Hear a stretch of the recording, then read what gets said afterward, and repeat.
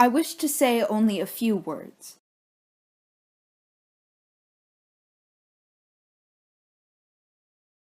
On the other side of the Atlantic there is no freedom of any kind, and we have not even the right to claim freedom of speech. But can it be that here, too, there are tyrants who violate the individual right to express opinions on any subject? And do you call yourselves Republicans? No. There is no republic without freedom of speech. Before I came here, I knew the tyranny and oppression of kings. I felt it in my own person and friends and country. And when I came here, I expected to find that freedom which is denied us at home. Our sisters in Germany have long desired freedom, but there the desire is repressed as well as in man as in woman. There is no freedom there, even to claim human rights.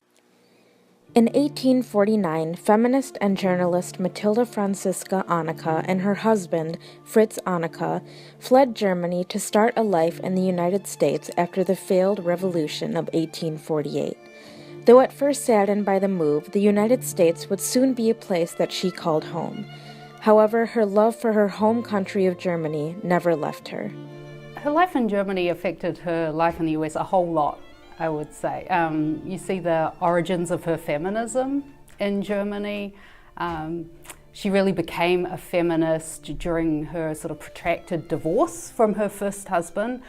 He was alcoholic and abusive, and she had a child. She got married very young, and then sort of was suffering this abuse and tried to get out of the marriage and retain custody of her daughter. And realized how hard that was. So that's sort of the grounding of her feminism. And she also became a writer. Her life in Germany was an adventurous one. The revolutions of 1848 sought to unify the then divided Germany to make a more democratic state. Active in Cologne, Mathilde did everything she could to contribute to the cause. So she's important in writing, sort of writing in support of the revolutions, which everyone knew was very important, and the government worked very hard to kind of shut down newspapers where the wrong things were being said. And she's part of sort of the discussions, these sort of discussion groups that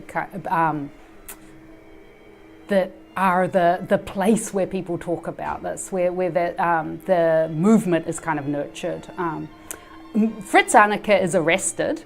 He's a former Prussian army officer, and he is accused of trying to get troops to go against the government. And at that point, Mathilde Anneke takes over his editing work at the Kölnische Zeitung newspaper. At the same time, she has a second child. So reading her newspapers for this period, it's like, oh my goodness, this woman is working very hard to keep this newspaper going in the face of censorship while she's having her kid and trying to kind of stay in touch with her husband who's in prison. After Fritz was released from prison, Mathilde fought alongside her husband as an unarmed ordinance in the revolutions. She had the dangerous job of riding from post to post, carrying messages throughout battles and in dangerous rides that lasted hours. This job was not met without hesitation from Anneke. She recalls her motive to go to war in a memoir she later published.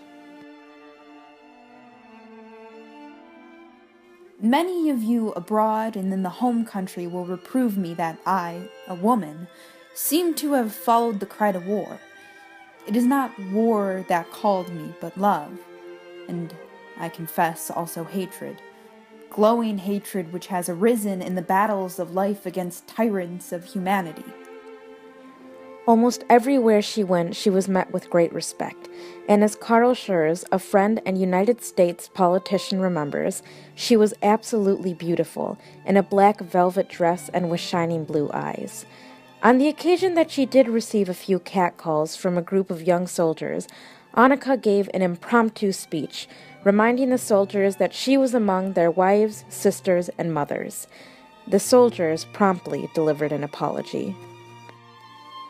After moving to the United States to escape persecution, Fritz and Mathilde were separated for almost the rest of their lives, speaking only to each other in passionate letters. Annika supported herself by speaking at conventions and sending in articles and creative work to newspapers. After receiving backlash from male printers in Milwaukee who refused to print a woman's paper, Annika moved to the East Coast, continuing to speak and write there. Mathilde Annika has sort of two audiences. She is sort of in these two circles. She reaches German immigrants, and then she reaches sort of people who are part of the feminist movement, who are part of those radical circles, who are ready to hear those messages. And it's difficult, it's always difficult to gauge how deep that influence goes. Though a respected feminist, Annika faced some backlash from the women's rights movement as feminists such as Elizabeth Cady Stanton made derogatory comments about German immigrants. This struggle to find a peaceful medium between German immigrants and white female suffragettes was nothing new to Annika. In my mind, one of the interesting things about her career is that she is really part of the German-speaking community. And of course, there was a big German-speaking community in Milwaukee in the mid-19th century, and also part of these sort of feminist circles that were mostly Anglo-American, and more based on the East Coast. So she really has this unique sort of immigrant career of negotiating between those two groups and sort of telling Anglo-American abolitionists, no, you need to be more sensitive to immigrants, and you maybe need to be less rigid on things like temperance. And then trying to tell German immigrants, look, what about women's rights? This is something that we should be taking seriously. And I think that that's one of the things that makes her career very interesting and makes it very Milwaukee. She was a gifted woman whose energetic nature exerted a wide influence. Sorrow and disappointment pursued her from childhood, but she faced each misfortune with cheerful courage, inspiring her associates. Henry Ledgler, a friend of Mathilde Franziska Annika. Here they expect to find freedom of speech. Here, for if we cannot claim it here, where should we go for it? Here, at least, we ought to be able to express our opinions on all subjects. And yet it would appear there is no freedom, even here, to claim human rights. Although the only hope in our country for freedom of speech and action is directed to this country for illustration and example. That freedom I claim.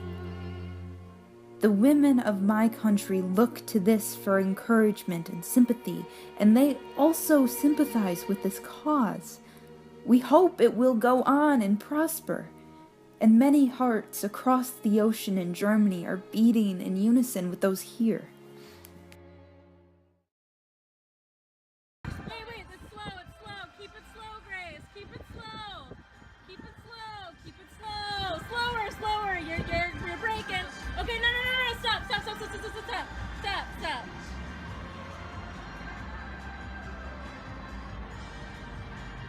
Okay, you're good.